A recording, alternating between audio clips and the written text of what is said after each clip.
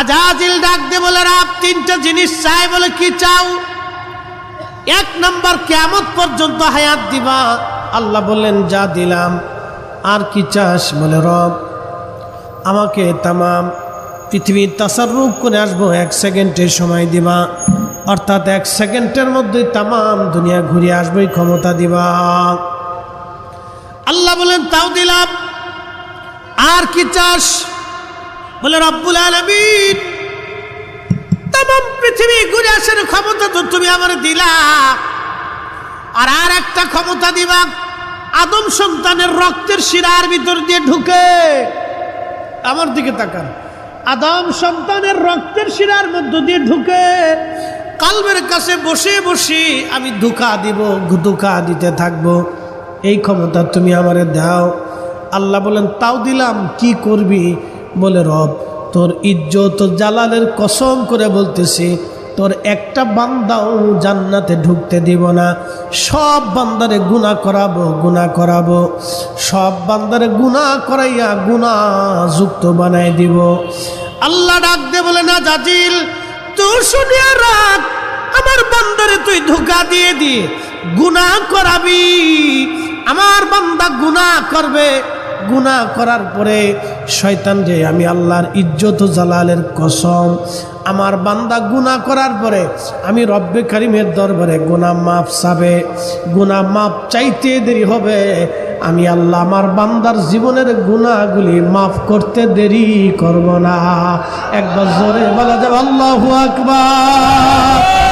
তুমি রহমান, তুমি মেহেরবান, তুমি রহমান, তুমি মেহের।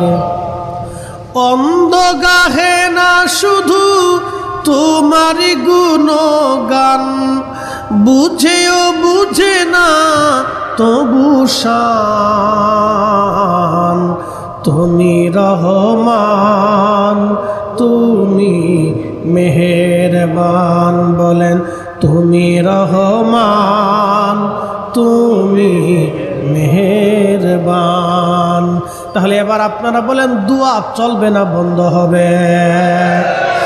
ঘরে ঘরে মিলাদ পড়াইয়া, কোরআন শরীফ খতম দিওয়াইয়া, ফাতিহা করাইয়া বাবা মার জন্য বেশি বেশি করে দোয়া করবেন, নিজেরাও ক্ষমা চাবেন, আর আব্বা আম্মা মরহুমদের জন্য ক্ষমা চাওয়াবেন। যারা বন্ধ করতে চায় ওই ফতোয়ার গোষ্ঠী কিলায় আমরা দোয়া করবই করবই, কথা কন না কেন, ঠিক কিনা? খাদিমুর রাসূল হযরত আনাস 10 বছর নবীর কদমের গোলামি করেছে। কত বছর? 10 বছর গোলামি করার পরে আল্লাহ নবীর দরবারে যে বলেন ইয়া রাসূলুল্লাহ আপনি কি আমাকে একটু দোয়া করে দিবেন? কি চাও খাদেম? বলে হুজুর আপনি আমার সন্তান এবং আমার সম্পদে যাতে আল্লাহ বরকত দেয় দোয়া করে দেন। আল্লাহ নবী দোয়া করলেন আল্লাহ আমার খাদেম আনাসের সম্পদে এবং সন্তানে তুমি বরকত দিয়ে দাও। আল্লাহ এত পরিমাণে বরকত দিলেন, তার সন্তান দিতে দিতে আমার আল্লাহ 100টা সন্তান দিয়েছিল। একবার জোরে বলা যাবে কি সুবহানাল্লাহ? কত দিছে? এদেশে আসেনি 100 পোলাপান কারো? আর 100 পোলাপান অন্যের মতো বেড়া দেশে আছে? হ্যাঁ, এই বেড়াও দেশে নাই। নবীর দুয়ার পাওয়ার কত রে? 100 পোলাপান দিছে আল্লাহ। একসাথে বলবেন আল্লাহু আকবার। সবার খেজুর গাছে খেজুর একবার ধরলে হযরত আনাসের খেজুর গাছে বছরে 2 বার আসতো। সবার উটের বাচ্চা একটা হলে ওনার উটের বাচ্চা 2টে হতো। সবার ছাগলের বাচ্চা 1টা 2টে হলে ওনার 3টে 4টে হইতো। সব কাজে খালি ডাবল আর ডাবল, ডাবল আর ডাবল। এক দোয়া।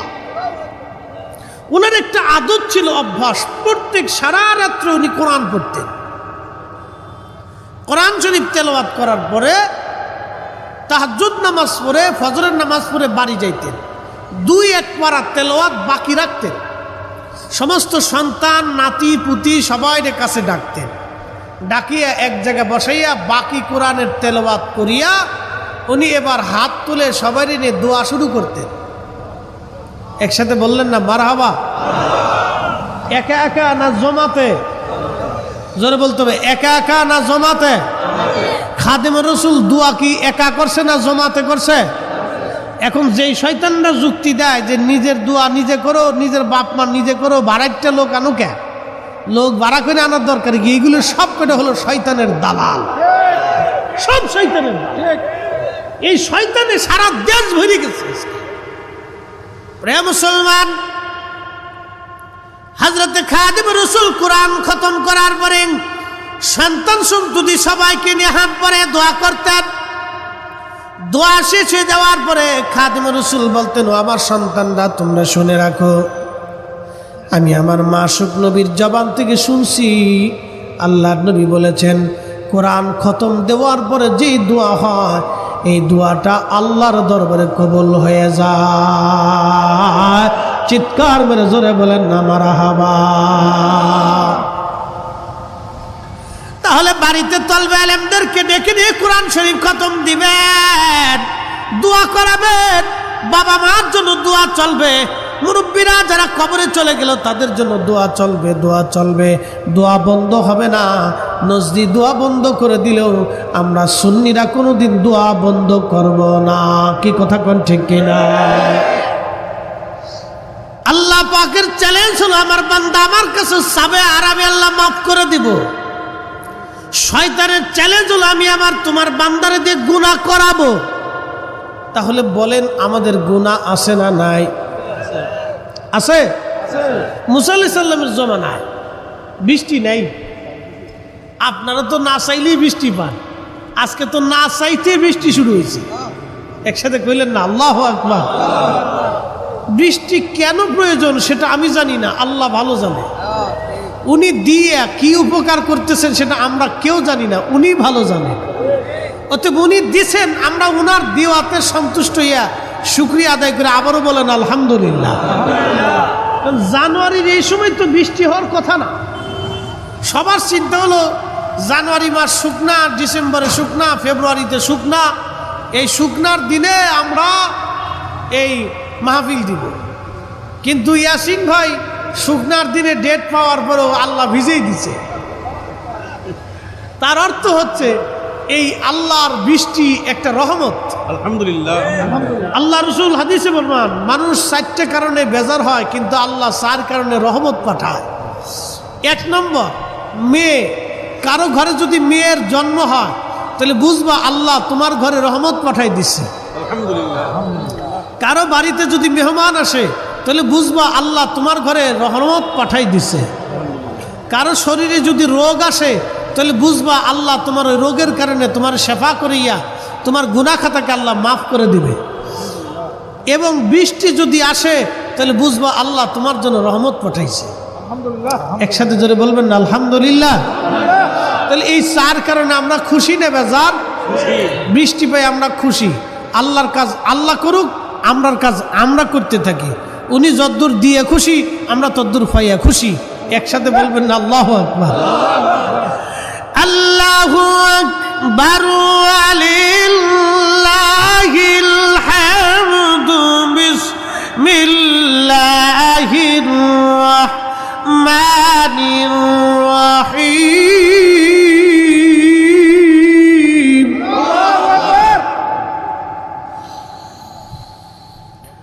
قل يا عبادي الذين اسرفوا على أنفسهم لا تقنطوا من رحمة الله।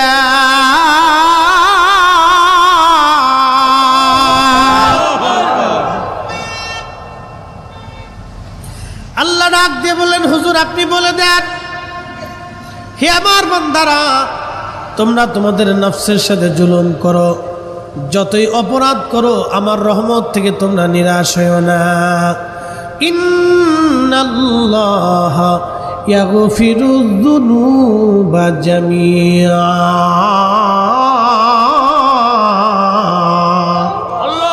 তুমি যত যত গুনাহ করে আমি আল্লাহ তোমার মাফ করে দেব।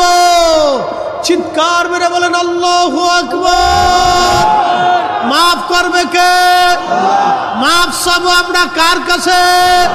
তাহলে কি দোয়া চলবে না বন্ধ হবে? জোরে বলেন চলবে না বন্ধ হবে? যারা বন্ধ করতে চায় ওই শয়তানের ফতোয়া মানি না, মানি না, মানব না। কতক্ষণ না মানি না, মানব না। জোরে বলেন মানি না, মানি না। ও ফতোয়ার গোষ্ঠী কিলে কতক্ষণ ঠিক কিনা? ও মানার টাইম আমাদের নাই। পটিয়ার মুসলমান খুবই মনোযোগ দিয়ে শুনিয়া যান। এই জন্য বলছিলাম আমার বলে কিচ্ছু নাই, সব কিছু আমরা আল্লাহকে দিয়ে দিলাম। কিন্তু আপনাদেরকে আজকে একজন সাহাবীর জীবনী শোনায় দিয়ে যাব, যিনি তার সব কিছু নবীর কদমে বিলীন করে দিয়েছিলেন। আল্লাহু আকবার। খুবই মনোযোগ দিয়ে কথাগুলি শুনে যাবেন বাবাজি। সাহাবীরা কিন্তু আল্লাহ চিনেছে নবী দিয়া, সাহাবীরা আল্লাহ বুঝেছে নবী দিয়া, সাহাবীরা আখিরাত চিনেছে নবী দিয়া। নবী দেখে দেখে তারা কালেমা পড়েছে। কথা বলেন ঠিক কিনা? নবী দেখে দেখে তারা কালেমা পড়েছে।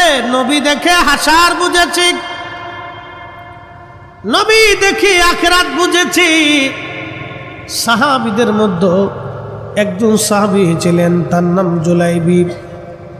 অত্যন্ত বেঠে এবং বামন। আপনারা দেখবেন আমাদের দেশে কিছু মানুষ আছে বামন, ছোট। এদেরকে নিয়ে সমাজের মানুষ আনন্দ করে, ফুর্তি করে, হাসি তামাশা করে। এই বামন সাহাবীর নাম জুলাইবি। ছোট্টকালে তিনি হারিয়ে গিয়েছিলেন। বাবার পরিচয় ছিল না, মায়ের কোনো পরিচয় ছিল না। তার বাবারও পরিচয় নাই, মায়েরও পরিচয় নাই। সাহাবী জুলাইবি। আহা, জুলাইবি রাদিয়াল্লাহু আনহু নবীর বাড়িতে ধীরে ধীরে বড় হতে লাগলেন।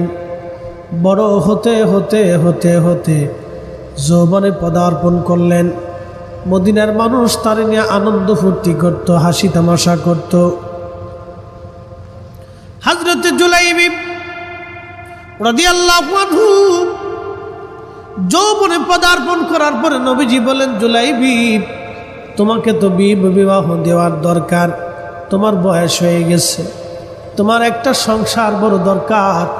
জুলাইবি ডাক দে বলে, ইয়া রাসূলুল্লাহ, 1 নম্বর আমি বামন, 2 নম্বরে বংশ পরিচয়হীন, 3 নম্বর আমি দরিদ্র, 4 নম্বর আমি নিগ্রো কালো। এই মদিনার কোন মানুষ আমাকে বিয়ে করবে? মদিনার কোনো মেয়ে আমাকে পছন্দ করবে না, মদিনার কোনো ফ্যামিলি আমার সাথে আত্মীয়তাও করবে না গো নবী। আল্লাহ নবী বললেন, জুলাইবি আমি তোমার বিবাহের বন্দোবস্ত করতেছি। ও পটিয়ার মুসলমান, নবীর দরবারে কে ছোট, কে বামন, কে কালা, কে ল্যাংড়া, কে বুবা, কে ধনী, কোনো পার্থক্য ছিল না। একটাই তার মর্যাদা, যে নবীর কদম মোবারকের গোলাম ছিল। দিল দেয়া নবীকে যে ভালোবাসত, আল্লাহর নবীর কদমে তারই জায়গা হয়ে গেছে। কথা বলেন। মদিনায় তার একটা সুন্দর মেয়ে ছিল। এমনি তো মাদানীরা সুন্দর, প্রকৃতির মাধ্যমে তারা সুন্দর, আবহাওয়া সুন্দর, মদিনার মানুষের মনও সুন্দর, মদিনার মানুষের চরিত্র বড় সুন্দর, মদিনার মানুষের ব্যবহারও খুব সুন্দর, মদিনার মানুষের আত্মীয়তাও খুব সুন্দর, মদিনার মানুষের চরিত্র সুন্দর। মদিনা মদিনা ধন্য হয়েছে নবীর কারণে। শরফুল মাকিনা ওয়া শরফুল মাকান, শরফুল মাকানে ওয়া শরফুল মাকিন। কিছু জায়গার কারণে মানুষের দাম বাড়ে, কিছু মানুষের কারণে জায়গার দাম বেড়ে যায়। আমার নবীর কারণে মদিনার দাম বাড়ছে, আমার নবীর কারণে সাহাবীদের দাম বাড়ছে। কি কথা কন না কেন, ঠিক কিনা? আমার রাসূলের কারণে সাহাবীদের এত দাম। আল্লাহর কোরআন বলল রাদিয়াল্লাহু আনহুম ওয়া রাদু আন, নবীর কারণে সাহাবীদের উপরে আল্লাহ রাজি, আল্লাহ রাজি। আবু বকরের কি দাম ছিল নবীর গোলামি না করলে, ওমরের কি দাম ছিল নবীর গোলামি না করলে, উসমানের কি দাম ছিল নবীর গোলাম না হলে, ওয়াসাল কারনির কি দাম ছিল নবীর গোলাম না হলে, বেলালের কি দাম ছিল নবীর গোলাম না হলে, সাহাবীদের কি দাম ছিল নবীর গোলাম না হলে। সাহাবীরা নবীর গোলামের কারণে আল্লাহ বলেন রাদিয়াল্লাহু আনহুম ওয়া রাদু আন, আমি আল্লাহ তাদের উপরে রাজি। আল্লাহ বলেন আমিনু কামা আমানান নাস, আমার নবীর সাহাবীরা যেইভাবে ঈমান আনছে তোমরাও সেইভাবে ঈমান আনো। সাহাবীরা নবীর কদমের গোলামের কারণে তাদের দাম বাড়ছে। কথা কোন ঠিক না বেঠে?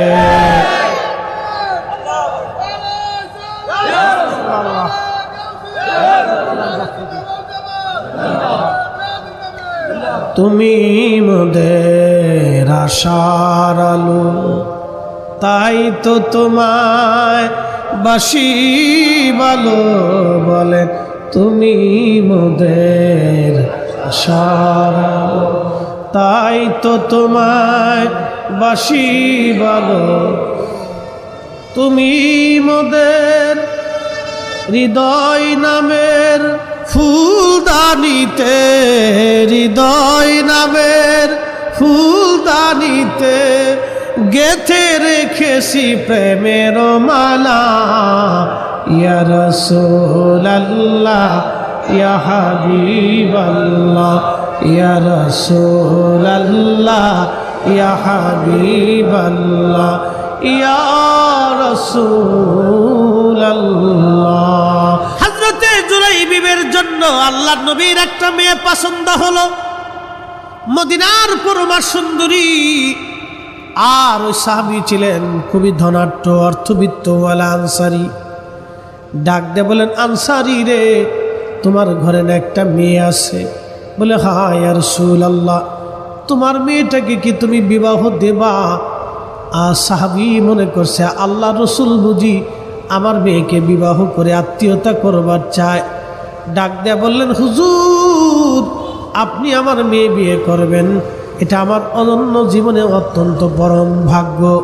ইয়া রাসূলুল্লাহ, আপনি বিয়ে করলে তো আপনার সঙ্গে আমার আত্মীয়তা হবে, রহমতের নবীর সঙ্গে আমার আত্মীয়তা, এটা আমার অনেক বড় সৌভাগ্য। আল্লাহর নবী ডাক দেয়া বলেন, সাহাবী আমি বিয়ে করতে চাই না। আমার সাহাবী বেঠে জুলাইবিবের জন্য তোমার মেয়ের পয়গাম দিচ্ছি।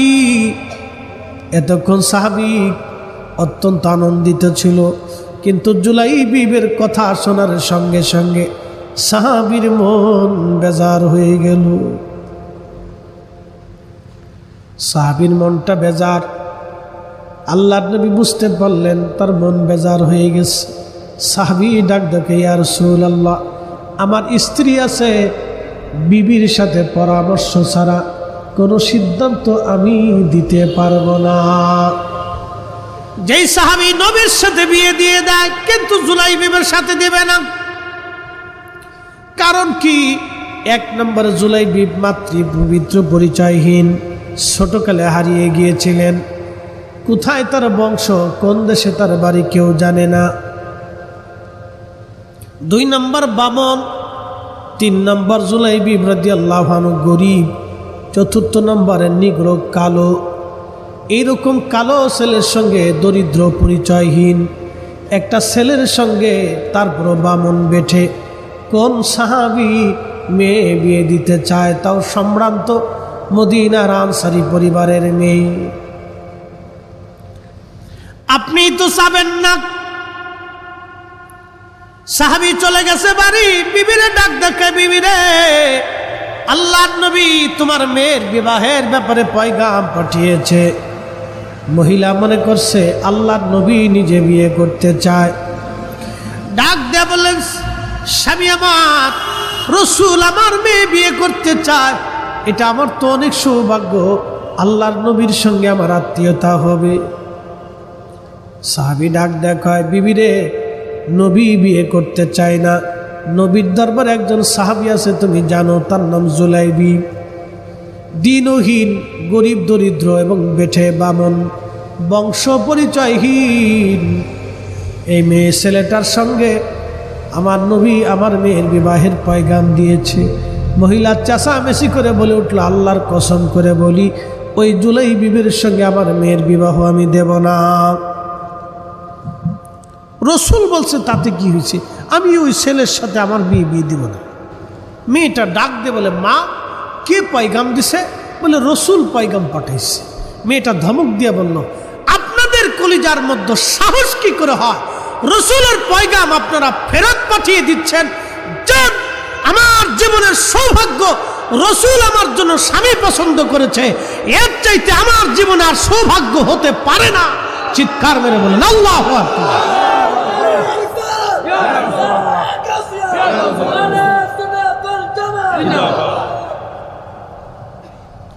ভালো যদি বাসতে হয় নবীকে বাসো, ভালো যদি বাসতে হয় নবীকে বাসো।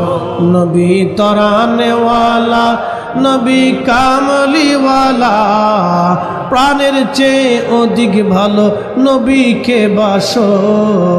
ভালো যদি বাসতে হয় নবীকে বাসো, ভালো যদি বাসতে হয় নবীকে বাসো। পটিয়ার মুসলমান মেয়েটি ডাক দেখে, বাবা তাড়াতাড়ি যান, আল্লাহর হাবিবের দরবারে যা বলেন, আপনারা কেউ রাজি না হলে আমি নিজে রাজি। আর জোরে বলেন আল্লাহু আকবার। নিজের ইচ্ছাটাকে নবীর কদমে সমর্পণ করে দিলেন। মেয়েটা তো সুন্দরী, সম্ভ্রান্ত পরিবারের মেয়ে। ইচ্ছা করলে মদিনার সুন্দর যুবক দেখে সম্ভ্রান্ত পরিবারে বিয়ে করতে পারতেন, কিন্তু নিজের ইচ্ছাটাকে নবীর কদমে কুরবানি করে দিলেন। এর নাম নবীর ভালোবাসা, নবী ভালোবাসা। আমরা সুন্নিরা আমাদের ইচ্ছাটাকে নবীর কদমে কুরবানি করার জন্য আমরাও প্রস্তুত। কথা বলেন ঠিক না বেঠে?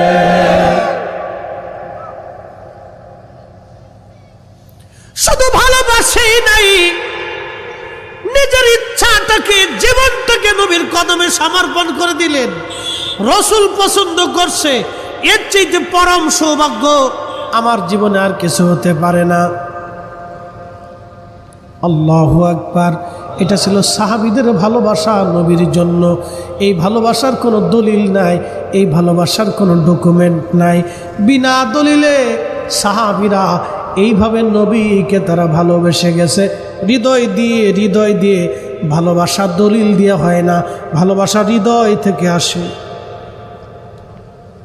সন্তানকে মা ভালোবাসে, দলিলে কথা কর না কেন? দলিলে না, হৃদয় থেকে ভালোবাসা আসে, অন্তরের গভীর থেকে ভালোবাসা আসে, হৃদয়ের গভীর থেকে ভালোবাসা আসি। আল্লাহ, আল্লাহু আকবার।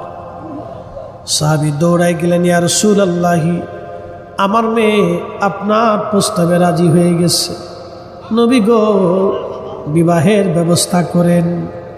আল্লাহ সঙ্গে সঙ্গে আল্লাহর নবী জুলাইবিবকে ডাকলেন, জুলাইবিব বিয়ের জন্য প্রস্তুতি নাও, তোমাকে মেয়ে পছন্দ করেছে আর তোমাকে বিয়ে করতে চাই। জুলাইবিব, বিবাহের সামানা তুমি জোগাড় করো, মনে কিছু নিবেন না, আপনাদের চট্টগ্রামের বিবাহের খরচ বেশি হয়। এটা একটা সামাজিক ব্যাধি, ডোন্ট মাইন্ড, মনে কিছু নেবেন না, সুন্নতের পরিপন্থী। এটা একটা সামাজিক ব্যাধি। কি জন্য মেয়ের পক্ষ থেকে জামাই বাড়ি রমজান মাসে গরু পাঠাইতে হবে? কোন নিয়মে? কি জন্য মেয়ের বাবার পক্ষ থেকে জামাই বাড়ি ছাগল পাঠাইতে হবে রমজান মাসে ঈদে? কোন নিয়মে এই সমস্ত কুপ্রথা অপ্রথাগুলি দাফন করা লাগবে, কবর দেওয়া লাগবে, কথা কোন ঠিক কিনা? হযরত জুলাইবিবকে বলেন, জুলাইবিব বিবাহের সামানা জোগাড় করো তুমি। সাহাবী জুলাইবিব রাদিয়াল্লাহু আনহু বিবাহের সামানা জোগাড় করার জন্য বহু কষ্ট করে সামানা জোগাড় করলেন। তিনি তো দরিদ্র মানুষ ছিলেন। আল্লাহু আকবার। বিবাহের দিন তারিখ নির্দিষ্ট হয়ে গেল। মসজিদের মধ্যে নবী বিয়ে পড়াইতেন, ইজাব কবুল হয়ে গেল, কিন্তু জুলাইবিব একটা নজরের জন্য তেনার স্ত্রীকে দেখেন নাই। কেমন জীবন তাদের ছিল, এমন জীবন করিও গঠন, কাঁদিবে হাসিবে তুমি, কাঁদিবে ভুবন। একটা বারের জন্য স্ত্রী দেখেন নাই, রসুলের পছন্দই পছন্দ। এবার নিয়মিত মেয়েটা নিজের ইচ্ছাকে, ভালোবাসাটাকে নবীর কদমে কুরবানি করে দিলেন।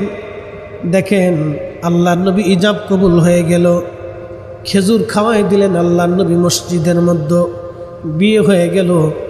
ওই অবস্থায় আল্লাহর নবী ঘোষণা দিলেন, কে আসো, জিহাদের ময়দানে যাবা, যুদ্ধের দামামা বেজে গেছে, আমার সঙ্গে যুদ্ধের ময়দানে যারা যাবা তারা রেডি হয়ে আসো। বিয়ের আসরে সাহাবী জুলাইবিবের চিন্তা, জীবন পাইলাম রসুলের জন্য, সুন্দরী সম্ভ্রান্ত নারী আমাকে পছন্দ করলো নবীর জন্য।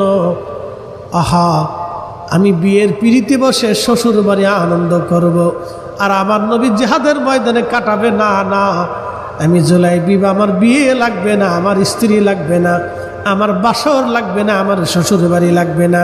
তিনি জুলাইবিব ওই অবস্থায় আমার নবীর সঙ্গে জিহাদের ময়দানে রওনা হয়ে গেল।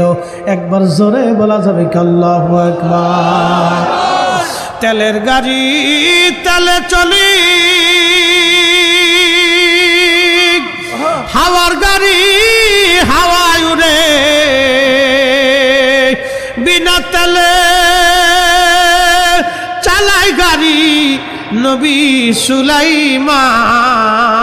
আমরা সেই মুসলমান, আমরা সেই মুসলমান,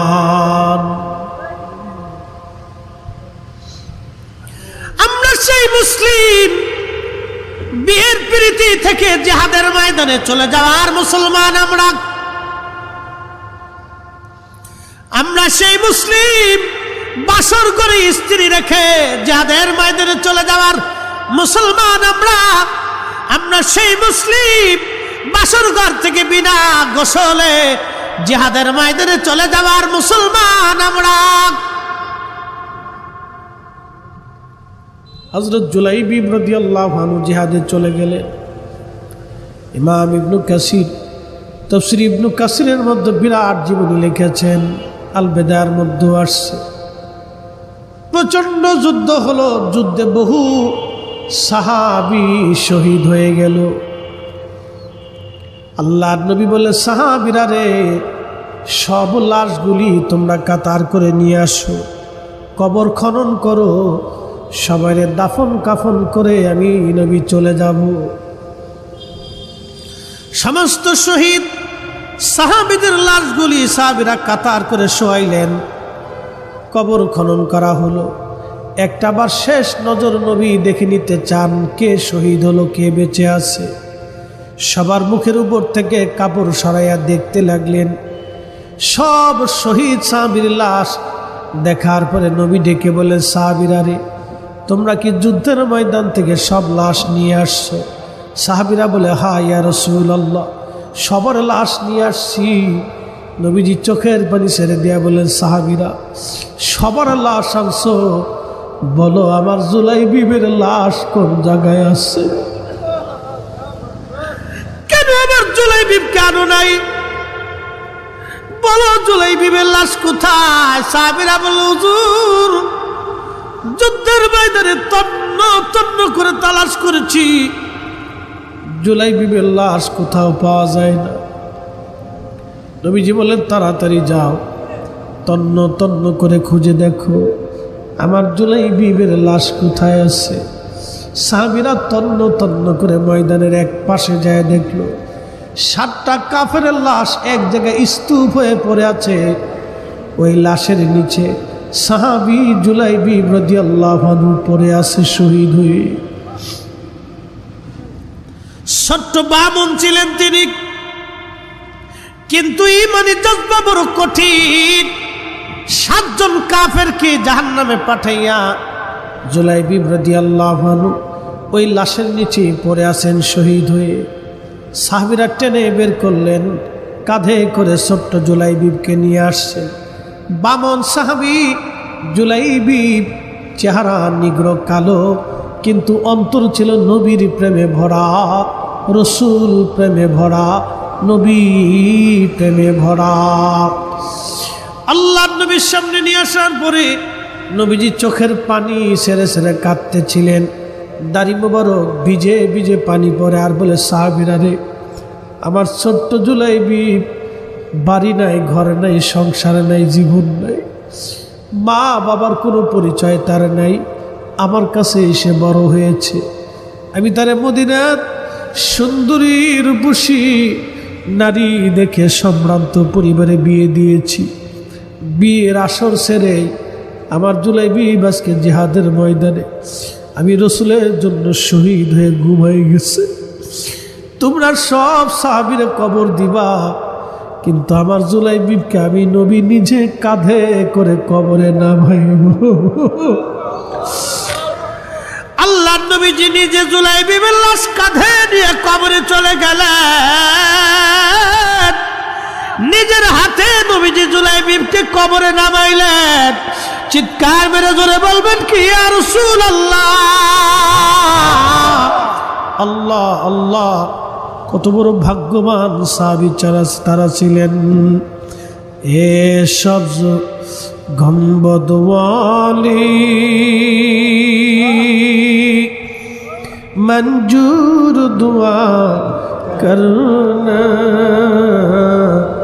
जब वक्त न जाए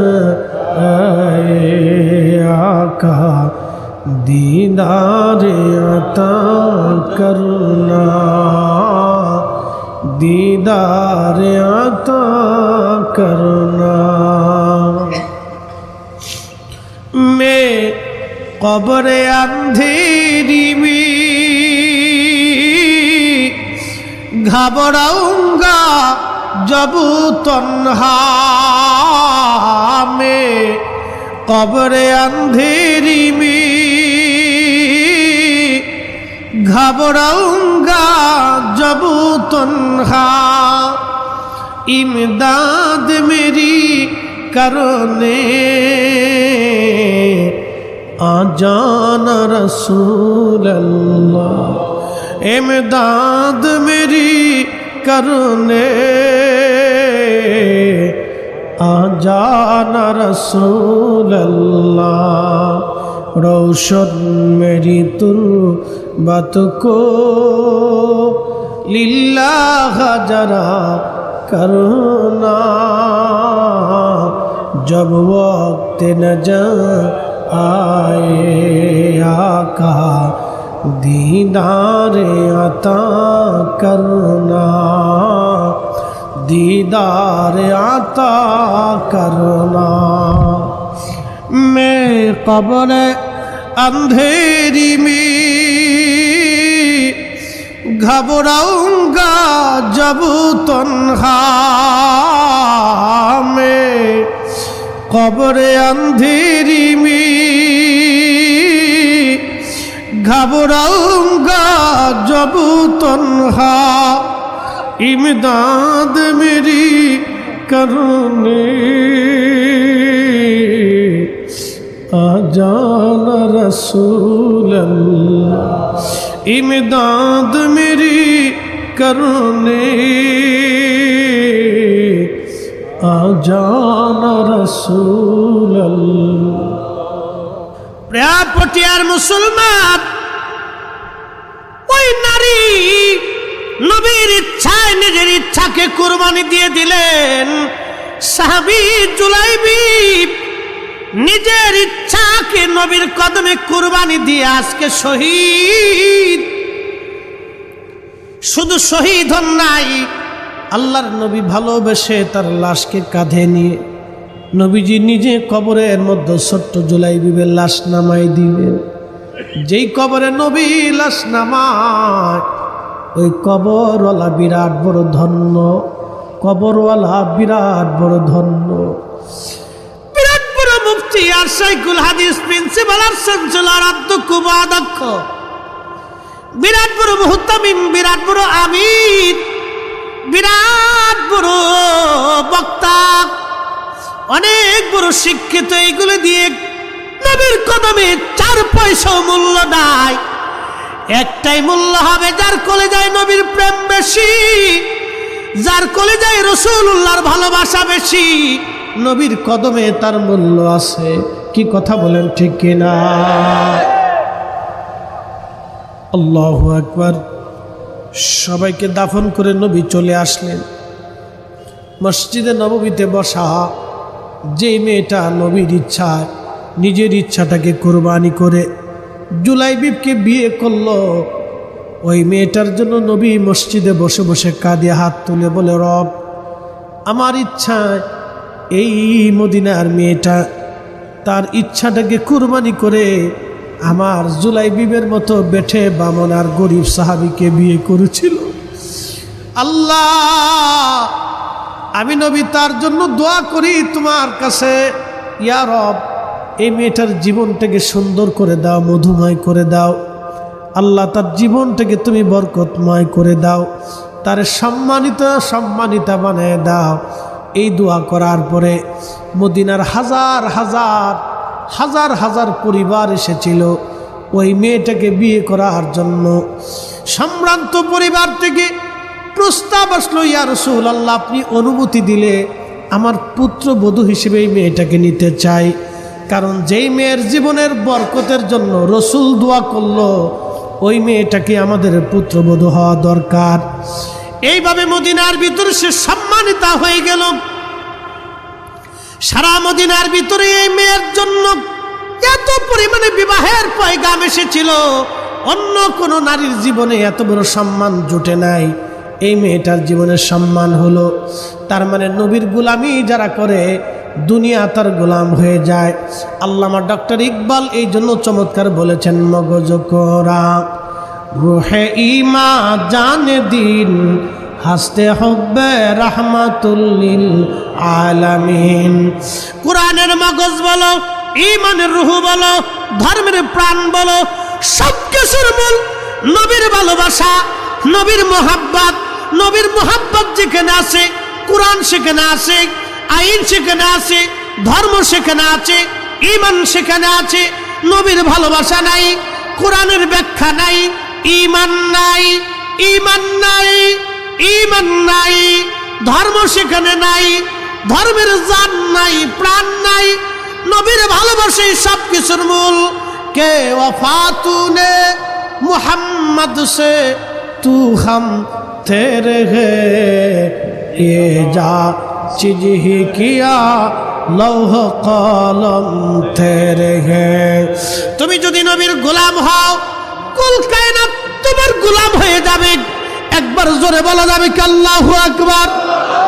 বাংলার কবি কাজী নজরুল আন্ডার মেট্রিক, যারা বলে আমি অনেক বড় ডক্টর, আমি অনেক বড় প্রিন্সিপাল, তুমি ছাতা লেতা খেতা, ওই তোমার ডিগ্রি দিয়ে 4 পয়সাও দাম নাই। কাজী নজরুল আন্ডার মেট্রিক, বাবা, জ্ঞান আর মেধা লেখাপড়া দেওয়া হয় না, জ্ঞান মেধা আল্লাহ প্রদত্ত নিয়ামত। কাজী নজরুল আন্ডার মেট্রিক আমার নবীর শানে নাত লিখতে লিখতে শত শত হাজার নাতের মধ্যে একটা নাত, আল্লাহকে যে পাইতে চায় হযরতকে ভালোবেসে, আরশ কুরসি লৌহ কলম না চাহিতেই পেয়েছে সে। আমি যদি আরব হতাম, মদিনারি পথ, সেই পথ দিয়ে হেঁটে যাইতেন নূর নবী হযরত। নূর নবী হযরত ত্রিভুবনের প্রিয় মুহাম্মদ বলেন ত্রিভুবনের প্রিয় মুহাম্মদ এলো রে দুনিয়ায় রে সাগর আকাশ বাতাস আয় রে সাগর আকাশ বাতাস দেখ আমেনা মায়ের কোলে দোলে শিশু ইসলাম দোলে দেখ আমেনা মায়ের কোলে দোলে শিশু ইসলাম দোলে কচি মুখে শাহাদাতের বাণী শেষ নাই রে সাগর আকাশ বাতাস দেখবি যদি আয় রে সাগর আকাশ বাতাস ধুলির ধরা বেহেশত আজ ঠিক কিনা নবী না আসলে দুনিয়া এত সুন্দর হতো না নবী এসেছে জুলুম কবর দেওয়ার জন্য অন্যায় কবর দেওয়ার জন্য অন্যায় কবর দেওয়ার জন্য জুলুম কবর দেওয়ার জন্য ন্যায় প্রতিষ্ঠিত করার জন্য আল্লাহর হুকুমত আল্লাহর জমিনে আল্লাহর আসমানের নিচে আল্লাহর আইন প্রতিষ্ঠিত করার জন্য আল্লাহ নবীর বিধানকে জারি করার জন্য নবী এসেছিলেন কবি এই জন্য বললেন ধুলির ধরা বেহেশত আজ জয় করিল দিল রে লাজ আজকে খুশির ঢল নেমেছে ধূসর সাহারায় রে সাগর আকাশ বাতাস দেখবি যদি আয় রে সাগর আকাশ বাতাস দুনিয়াতে আল্লাহ হায়াত মওত দিয়েছে কে ভালো আমল করবে সেটা দেখার জন্য কিন্তু তারপরও আমি বলি এটা দুনিয়া আমার বাড়ি আমার গাড়ি আমার ঘর আমার জমি আমার সম্পদ আমার করে আমরা দুনিয়া পার করলাম কিন্তু এই দুনিয়া আমার না এই সৃষ্টি দুনিয়া আমার কিছুই নাই এখানে আমার বলে কোনো সম্পদ নাই আমার আগে যিনি জমির মালিক ছিল তিনি আমার বাবা তার আগে যিনি ছিলেন তিনি আমার দাদা তার আগে যিনি ছিলেন তিনি আমার বাবার বা দাদা তার আগে যিনি ছিলেন আমার দাদার দাদা আমার পরে যে হবে আমার ছেলে ছেলের পরে যে হবে সে নাতি তার মানে আমার বলে কিছুই নাই আমার সারো আল্লাহর জিকির করো পাইলেও পাইতে পারো খুদারি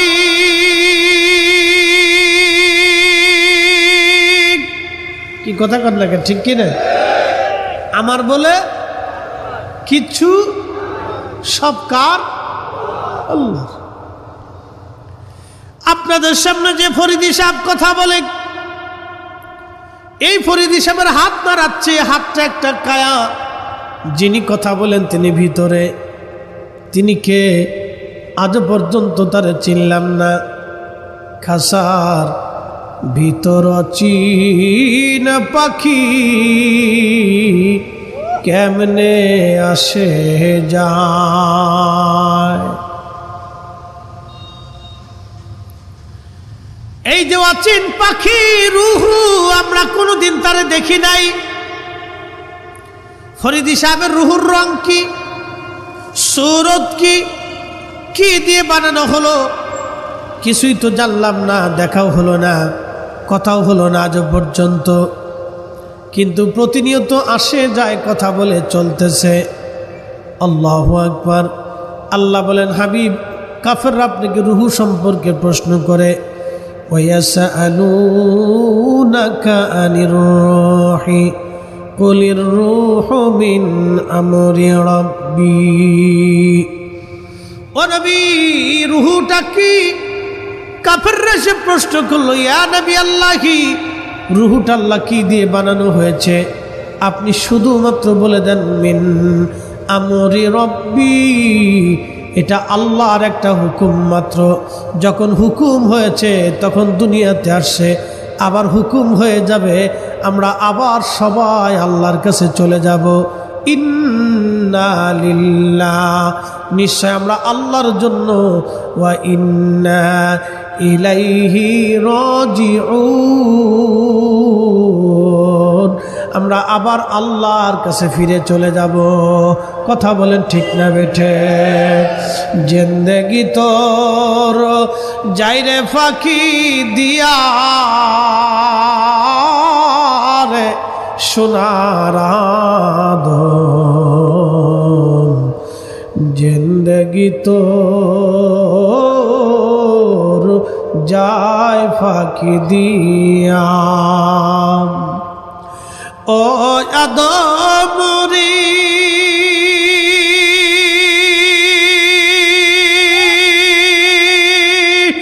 পাক ধরিয়া গেছে দাড়ি, দন্ত আছে গুটাচারি, সমন জারি গিয়াছে করিয়ার সোনার আদম, জিন্দেগি তোর যায় ফাঁকি দিয়া, জিন্দেগি তোর যায় রে ফাঁকি দিয়া রে সোনার আদম, জিন্দেগি তোর যায় ফাঁকি দিয়া। পটিয়ার মুসলমান, মাইকের আওয়াজ বহু দূরে যায়। অনেকে দোকানে বসে শুনতেছেন, অফিসে বসে শুনতেছেন, বাড়িতে বসে শুনতেছেন, রাস্তায় দাঁড়িয়ে শুনতেছেন, চায়ের দোকানে বসে শুনতেছেন।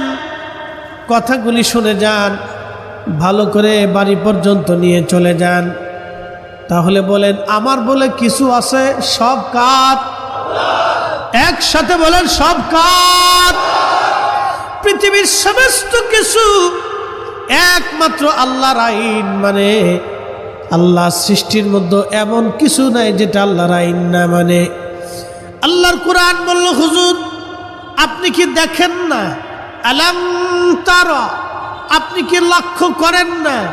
আন্নাল্লাহা ইয়াসজুদু লাহু মান ফিস সামাওয়াতি ওয়া মান ফিল আরদ।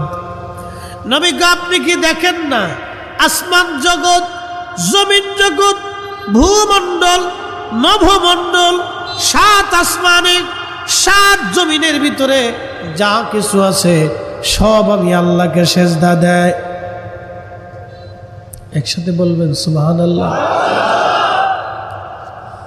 আসমান জগৎ, জমিন জগৎ, নভমণ্ডল, ভূমণ্ডলের মধ্যে যা আছে সব আল্লাহকে সেজদা দেয়।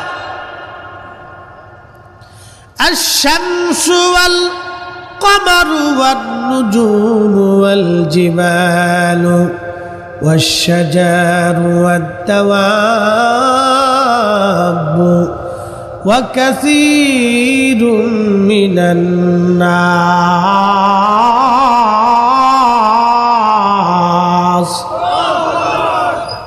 আমার সারো আল্লাহ জিকির করো, পাইলেও পাইতে পারো খুদারি।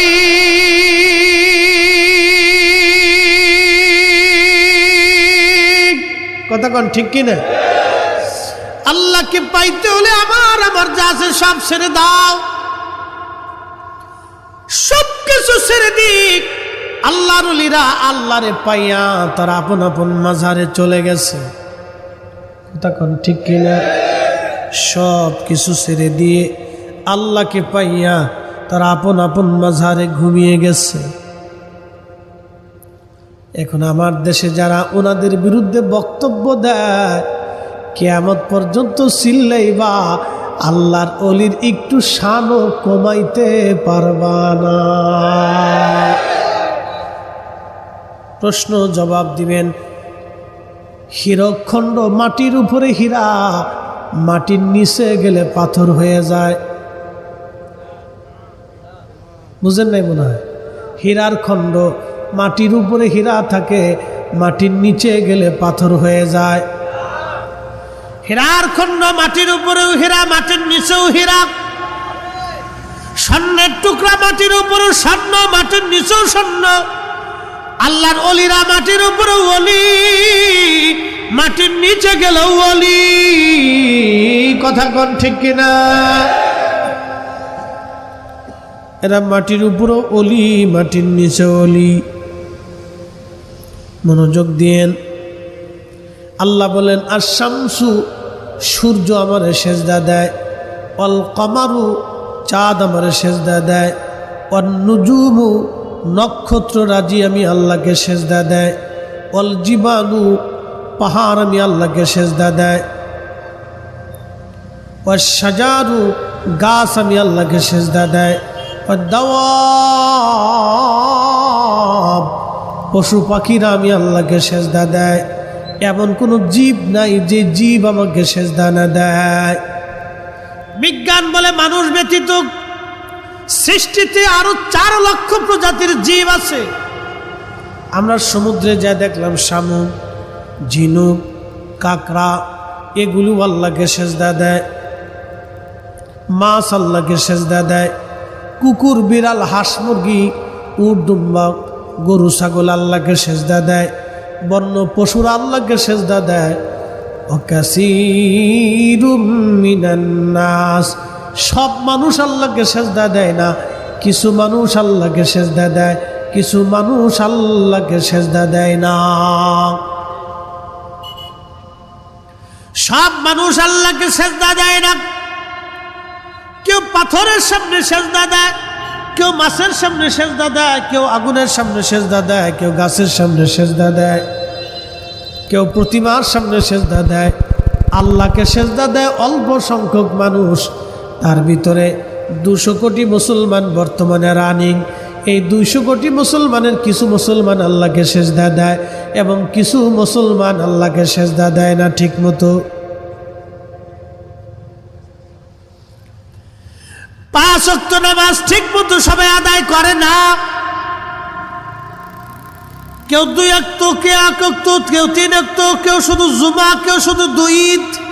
আমার বলে কিচ্ছু নাই, সব যার, তিনি আমার মালিক, তিনি আমার আল্লাহ।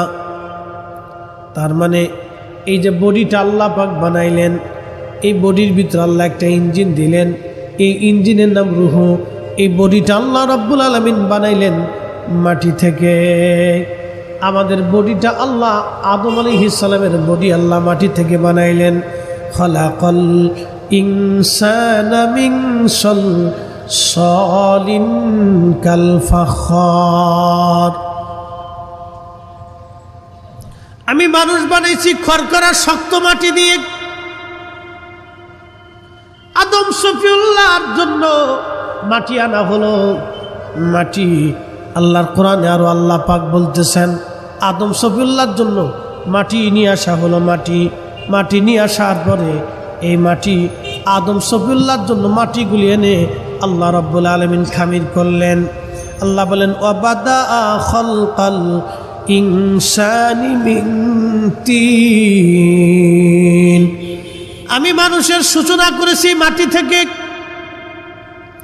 মানুষের সৃষ্টি সূচনা করেছি মাটি থেকে। মানুষের সৃষ্টিটা হয়েছে মাটি থেকে। এই মাটি থেকে সর্বপ্রথম যাকে সৃষ্টি করা হলো তিনি আদম সফিউল্লাহ।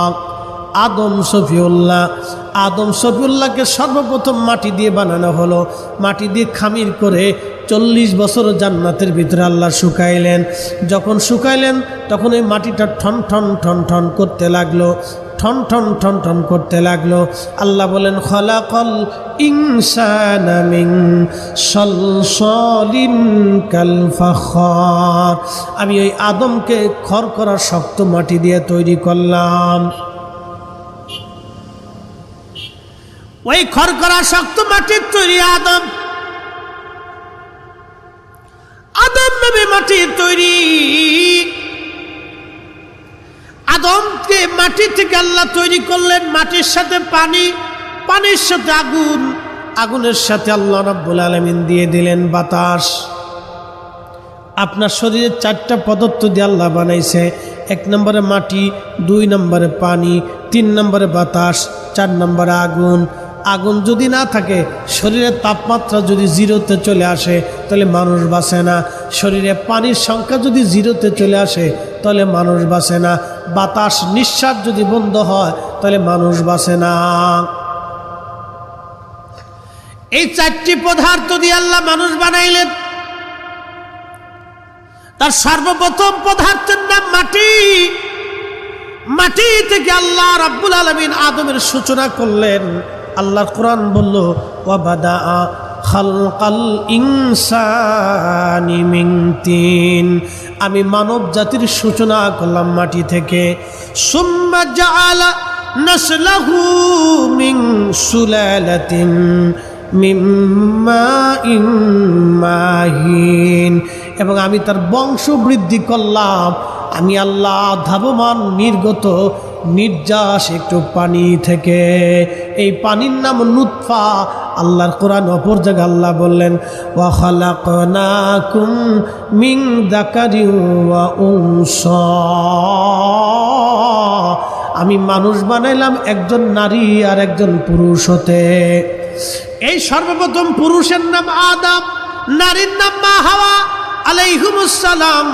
আল্লাহ মাটি থেকে আদমকে বানাইলেন এবং আদম আলাইহিস সালাম সর্বপ্রথম নুতফা থেকে, ওই মিম্মা ইম্মাহিম, আদমের নুতফা থেকে এবং আম্মাজন হাওয়ার নুতফা থেকে, ওই নির্গত সামান্য পানি থেকে আল্লাহ 2 জনের মাধ্যমে বংশ বৃদ্ধি করতে লাগলেন।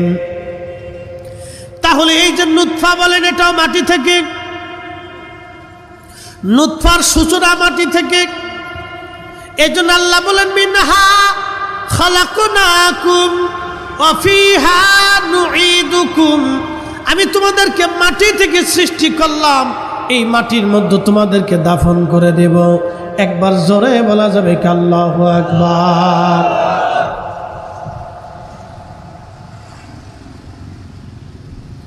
তাহলে আমাদের সূচনা মাটি থেকে।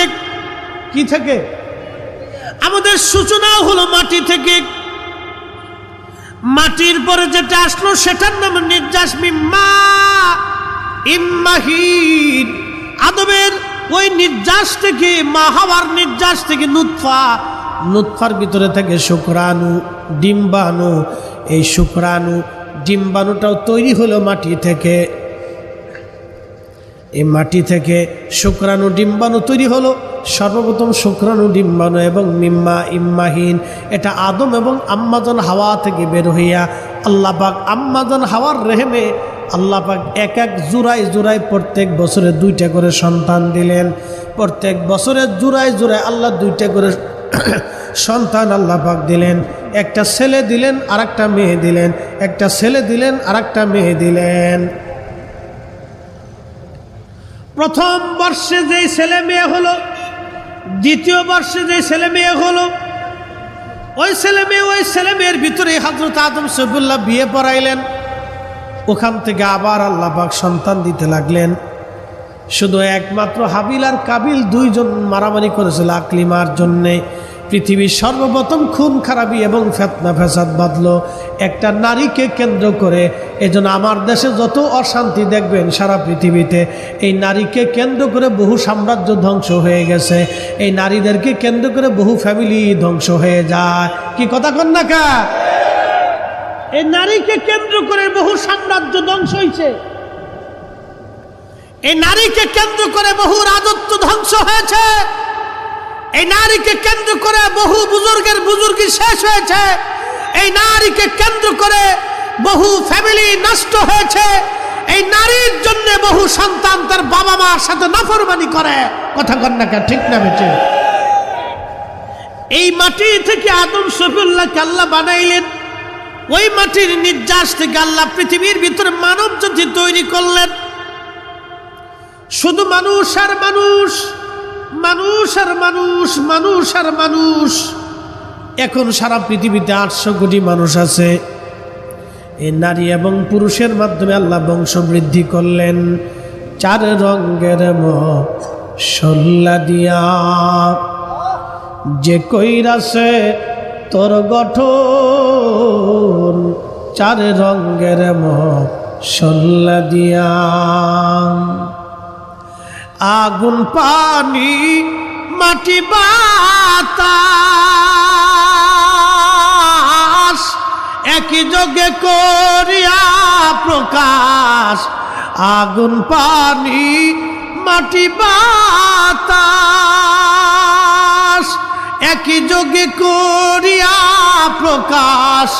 দেখিলি না তুই কইরা তালাশ, ওরে দেখিলি না তুই কইরা তালাশ। কোন জায়গা সে মহাজন 4 রঙের মশলা দিয়া। 4 রঙের মশলা দিয়া। যে কইরাছে তোর গঠন 4 রঙের মশলা দিয়া।